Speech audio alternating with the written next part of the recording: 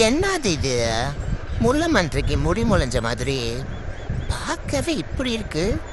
இதெல்லாம் ஒரு ஹேர் ஸ்டைலுன்னு எப்படி இவங்க வச்சுக்கிறாங்க? எப்பா உங்களுக்கெல்லாம் கொஞ்சம் கூட ஒரு டேஸ்டே இல்லையா?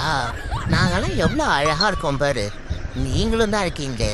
இது ஒரு ஹேர் ஸ்டைல்னா இவ வேற இதை போட்டுக்கிட்டு ஊரெல்லாம் சுத்துறா. என்னத்த சொல்றது? இந்த ஹியூமன்ஸ்க்கு கொஞ்சம் கூட அறிவே இல்லைன்னு அப்பப்போ ப்ரூவ் பண்ணிட்டு தான் இருக்காங்க.